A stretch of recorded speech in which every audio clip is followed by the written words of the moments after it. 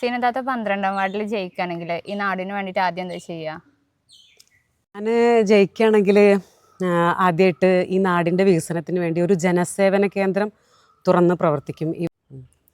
ജനസേവന കേന്ദ്രം കൊണ്ടുവരുമെന്ന് പറഞ്ഞല്ലോ. അപ്പോൾ ഈ ജനസേവന കേന്ദ്രത്തിലൂടെ ജനങ്ങൾക്ക് എന്ത് ഉപകാരമാണ് ഉണ്ടാവുക? ഈ ജനസേവന കേന്ദ്രം കൊണ്ട് ഉദ്ദേശിക്കുന്നത് ഇപ്പോൾ കർഷകരെ സംബന്ധിച്ചിടത്തോളം, സ്ത്രീകളെ സംബന്ധിച്ചിടത്തോളം അവർക്ക് കുറേ ആനുകൂല്യങ്ങൾ അറിയാതെ പോകുന്നുണ്ട്.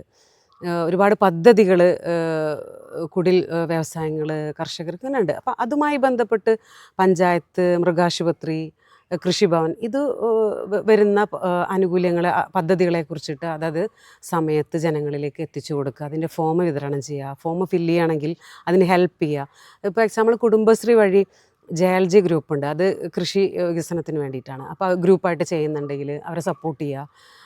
അപ്പോൾ അത് ഇതുവഴി ചങ്ങരംകുളത്ത് ഇപ്പോൾ അല്ലെങ്കിൽ പഞ്ചായത്ത് നിൽക്കുന്നത് ചങ്ങരംകുളത്താണ്. അപ്പോൾ അവിടെ പോവാതെ തന്നെ ഈ ഒരു ഗ്രാമം നമ്മൾ ഗ്രാമസ്വരാജ്, ഗാന്ധിജി സ്വപ്നം കണ്ട ഗ്രാമസ്വരാജില്ലേ, അത് ഈ ജനസേവന കേന്ദ്രം കൊണ്ട് നമുക്ക് നടപ്പാക്കാൻ പറ്റും.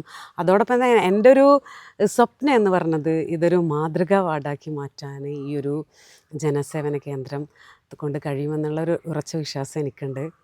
ടോട്ടലി പറയുകയാണെങ്കിൽ ഇപ്പോൾ ഈ വാർഡിൽ ഒരുപാട് ആൾക്ക് ഒരുപാട് പ്രശ്നങ്ങളുണ്ടാവും. അപ്പോൾ അതിനൊരു ഹെൽപ്പ് ഡെസ്ക്കായിട്ട് നിലനിൽക്കാൻ ഈ ജനസേവന കേന്ദ്രം കൊണ്ട് കഴിയും. 12ാം വാർഡിൽ ഒരു വോട്ടർ എന്ന നിലക്ക് നിങ്ങൾ വിജയിച്ചു വരണമെന്ന് അതിയായി ആഗ്രഹിക്കുന്നുണ്ട്. എല്ലാവിധ വിജയാശംസകളും നേരുന്നു. Thank you.